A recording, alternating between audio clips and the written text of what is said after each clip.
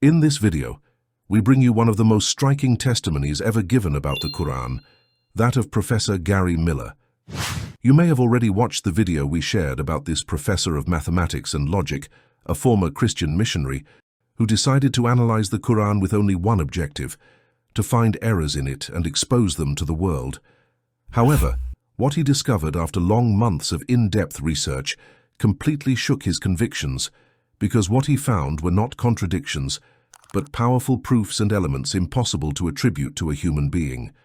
In this episode, Dr. Miller unveils a final, overwhelming proof of the Qur'an's greatness, one that silences even the most skeptical minds.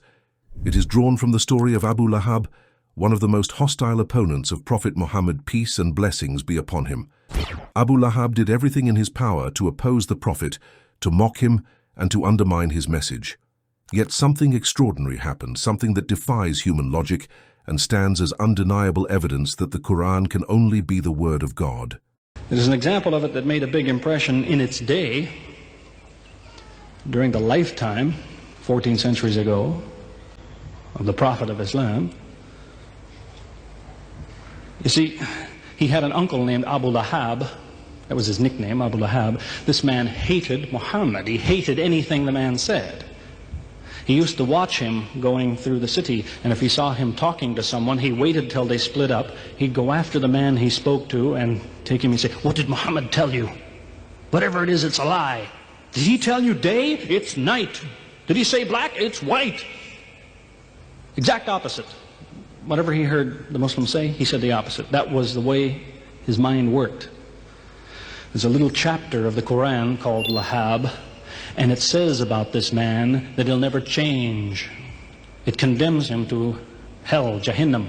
In fact, this is precisely where the astonishing power of this example lies. About 10 years before Abu Lahab's death, Allah revealed Surah Al-Masad, which many call Surah Abu Lahab. This chapter clearly spoke of his fate and declared that he would go to hell. It did not say, unless he repents. No, it stated plainly that Abu Lahab will burn in the fire of hell. In other words, this chapter affirmed that Abu Lahab would never embrace Islam and would therefore be condemned forever. Muslims used to go to Abu Lahab and tell him, "Do you know that our book, the Qur'an, has revealed that you will never become a Muslim?" For 10 years this was said to him repeatedly, but he did nothing. A single action, a single sentence from Abu Lahab would have been enough to bring down everything Muhammad had built. Just one sentence: "I bear witness that there is no God but Allah." Even if he had said it out of hypocrisy, out of strategy, or as a trick, it would have been enough to discredit the Qur'an and everything Prophet Muhammad ﷺ had taught. Yet, Abu Lahab never did it.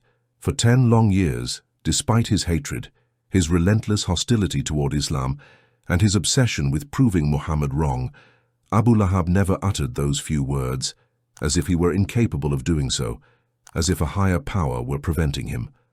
Why did Muhammad take such a risk, especially knowing that all his enemies were waiting even for the smallest error to destroy his claim to prophethood? What man in the world would hand his worst enemy a weapon to destroy him? None, of course. Yet this is precisely what Prophet Muhammad did, not out of naivety but out of absolute certainty. He knew that the words he conveyed were not his own, and that they could never be contradicted. This story is not a relic of the past. It is a living proof that the Qur'an comes from God. No human would dare to foretell the fate of his own enemy unless he were absolutely certain that the truth was revealed from above. This chapter stands, therefore, as one of the many clear proofs of the Qur'an's divine origin, an origin that no one will ever be able to discredit until the day of judgment. Thank you for your time. Assalamu alaikum.